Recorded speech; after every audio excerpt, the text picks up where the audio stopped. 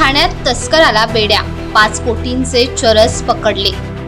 पश्चिम बंगालमधून चरसची विक्री करण्यासाठी आलेल्या तस्कराला ठाणे गुन्हे शाखेने बेड्या ठोकल्या आहेत। शनवर अली असे या तस्कराचे नाव असून त्याच्याकडून पोलिसांनी 5 कोटी 50 लाखांचे चरस जप्त केले आहे।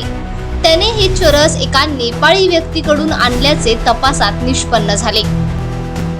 गुन्हे शाखा घटक 5 चे पोलीस निरीक्षक सलील भोसले, एपीआय भूषण शिंदे, एपीआय गावित आणि त्यांच्या टीमला माहिती मिळाली होती की कोलकाता पश्चिम बंगाल येथून एक इसम ठाणे येथे चरस हा अंमली पदार्थ विक्रीसाठी येणार आहे। त्या अनुषंगाने एसीपी शेखर बागडे यांच्या मार्गदर्शनामध्ये सापळा कारवाई आयोजित केली। त्यामध्ये संशयित इसम शनवर अली राहणार कोलकाता पश्चिम बंगाल या ताब्यात घेण्यात आले। त्याच्याकडून 5 किलो 50 ग्रॅम चरस हा अंमली पदार्थ जप्त करण्यात आला, ज्याची किंमत अंदाजे 5 कोटी 50 हजार इतकी आहे। सदर इसमास अटक करून मान्य न्यायालयाने त्याला 26 नोव्हेंबर पर्यंत पोलीस कोठडी रिमांड दिलेला आहे।